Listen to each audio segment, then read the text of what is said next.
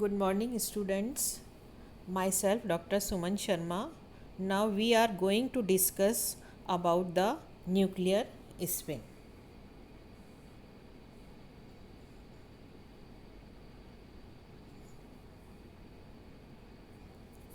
Nucleus is positively charged, and when it spins, a magnetic moment is generated along its axis, thus acting as a tiny bar magnet.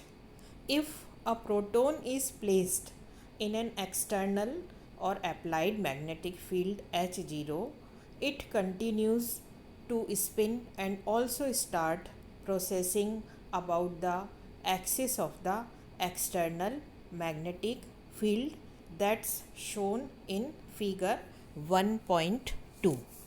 नाभिक धन आवेशित होता है और जब वह अपनी अक्ष पर स्पिन करता है तो उसके अक्ष के सापेक्ष चुंबकीय आघूर्ण उत्पन्न हो जाता है तथा वह एक लघु चुंबक की भांति काम करने लगता है। जब इस प्रोटॉन को किसी बाहरी या अनुप्रयुक्त चुंबकीय क्षेत्र H0 में रखते हैं तो वह अपने अक्ष पर स्पिन जारी करते हुए बाहरी चुंबकीय क्षेत्र के अक्ष के चारों ओर गति करने लगता है। In fact, in the absence of an external magnetic field, the nuclear magnet spin at random, but when placed in a strong uniform external magnetic field H0, these nuclear magnets align their own fields either with or against the applied magnetic field, thus giving rise to two separate energy states, alpha energy state and beta energy state or spin state.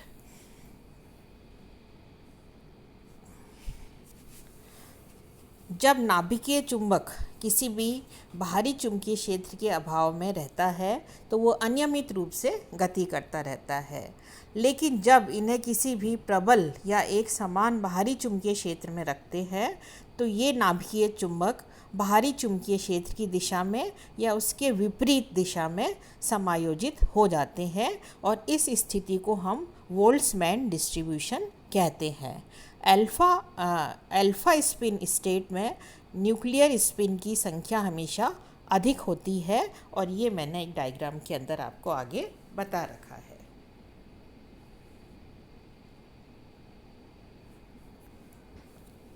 This diagram shows orientation of spinning nucleus in absence and presence of applied magnetic field. Left hand side के अंदर no magnetic field और right hand side के अंदर show कर रखा है कि जब हम मैग्नेटिक फील्ड लगाते हैं तो दो तरह की हमको स्पिन मिलती है, अल्फ़ा स्पिन स्टेट और दूसरा beta spin state. If a proton is placed in an external magnetic field, the magnetic moment generated by the spinning of proton can take any one of two possible orientations with respect to the direction at the external magnetic field according to the formula 2I plus 1, that is 2 into half plus 1 is equal to 2. If one orientation it is aligned with the applied field and in the other against it aligned with the field is the more stable and low energy state, and certain quantum of energy is needed to cause the proton to flip over that it is aligned against the field, giving rise to less stable and higher energy state, that is shown in figure 1.4. जब किसी proton को बाहरी चुंबकीय क्षेत्र में रखा जाता है तो स्पिनिंग प्रोटॉन द्वारा उत्पन्न चुंबकीय आघूर्ण दो में से एक संभव अभिविन्यास ग्रहण कर लेता है, जिसको कि हम फॉर्मूला 2I plus 1 से बताते हैं। प्रोटॉन के लिए I is equal to half है। यदि हम इस फॉर्मूले के अंदर इसको रखते हैं तो 2 into half plus 1 is equal to 2 मिलता है। एक अभिविन्यास में स्पिन बाहरी चुंबकीय क्षेत्र की दिशा में ही होता है और यह निम्न ऊर्जा वाली स्थायी अवस्था होती है तथा बाहरी चुंबकीय क्षेत्र की दिशा के विपरीत वाली अवस्था अस्थायी और उच्च ऊर्जा वाली होती है। ये अपन ने डायग्राम के अंदर बता रखा है।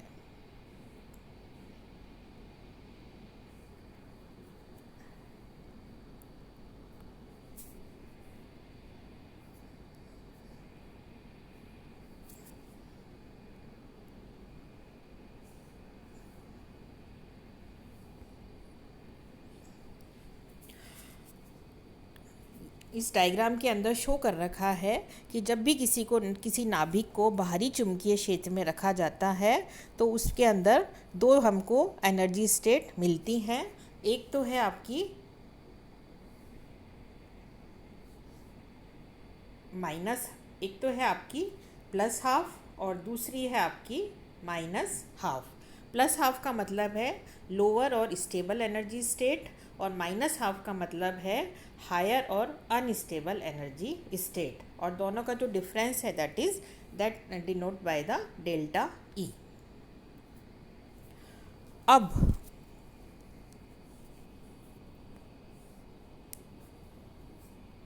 the transition between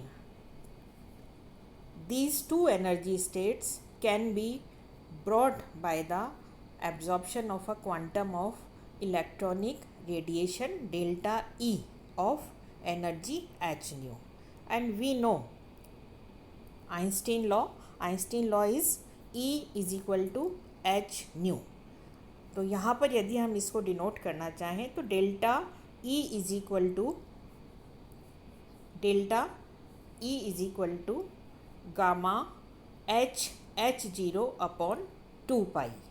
अब यदि इस फॉर्मूले के अंदर E is equal to H nu के अंदर हम E का मान रखते हैं तो वो क्या होगा आपका H nu is equal to gamma H zero upon 2 pi.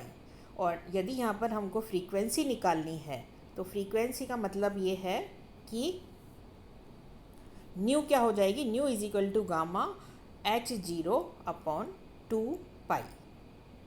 ठीक है बच्चों, और यहाँ पर न्यू क्या है, फ्रीक्वेंसी है जिसको हम हर्ट्ज़ में शो करते हैं। H zero strength of magnetic field है, इसको हम गॉस में बताते हैं। और गामा है आपका एक न्यूक्लियर कांस्टेंट जिसको मैग्नेटोजाइरिक रेशो कहते हैं, और इसकी जो वैल्यू होती है प्रोटॉन एनएमआर के लिए 26750 और कार्बन 13 के लिए 6700 होती है।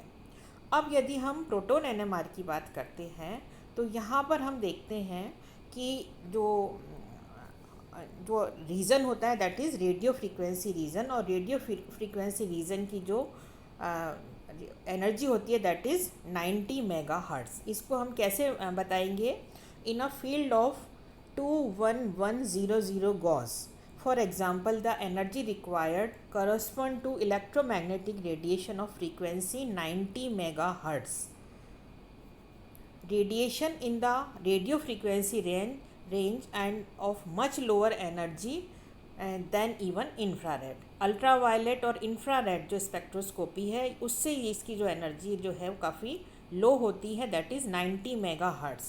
अब हमने पहले जो फार्मूला देखा था फ्रीक्वेंसी का, उसके अंदर यदि इन वैल्यूज़ को पुट करेंगे तो क्या आएगा, nu is equal to 26750 multiplied by 21100 divided by 2 into 3.14, that is 89.55 megahertz and that corresponds to 90 megahertz.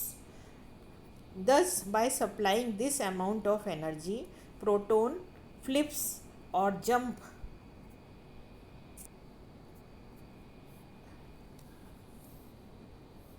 or excites from lower energy plus half level to higher energy minus half level. Absorption of energy takes place and signal is obtained. Such a spectrum is called nuclear magnetic resonance spectrum और NMR spectrum. इसको हमने figure 1.6 के अंदर show कर रखा है।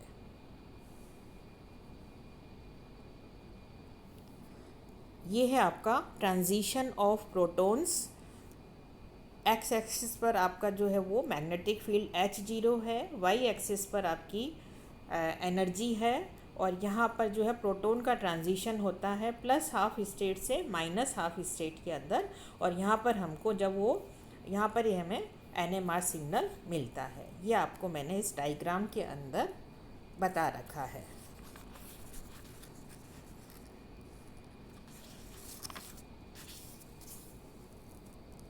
This is NMR signal. ये है आपका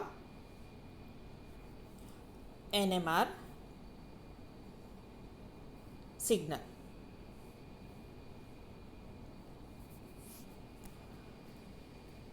लो field, high field, signal is observed and absorption of radiation, इस तरह का सिग्नल हमको NMR के अंदर मिलता है। ये सिंपल जो है वो NMR का सिग्नल है।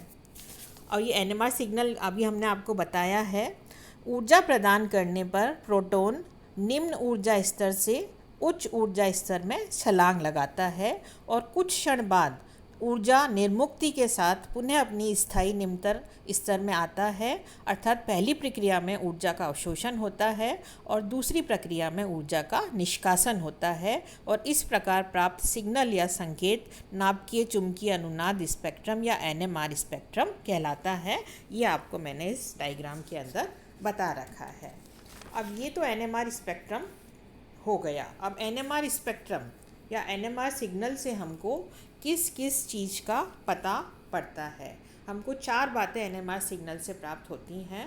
Once we get the NMR spectrum, then the following 4 aspects of NMR spectroscopy are of great help in interesting spectrum of an organic compound. First है आपका द नंबर ऑफ सिग्नल्स और equivalent and non equivalent protons which gives information about the different type of protons। पहली जो बात है उससे हमको signal की संख्या का पता पड़ता है। सिग्नल की संख्या का मतलब है जो विभिन्न प्रकार के प्रोटोनों के बारे में हमें बताता है। सेकंड जो बात है वो है the position of signals of chemical shift which gives valuable information about the electronic environment of protons. दूसरी जो बात है वो क्या पता पड़ती है हमको, सिग्नल की स्थिति जो कि प्रोटॉन के इलेक्ट्रॉनिक वातावरण को बताती है। थर्ड क्या मिलता है हमको, intensity of signal. The intensity of signal or peak area and proton continuing which indicates the number of protons in each signal। Signal की तीव्रता का पता पड़ता है जो प्रत्येक सिग्नल के अंदर प्रोटॉन की संख्या को बताता है।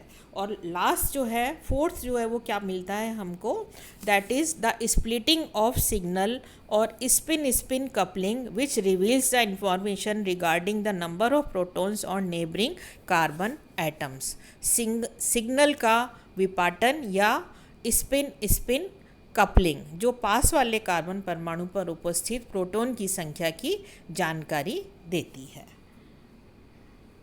थैंक यू बच्चों।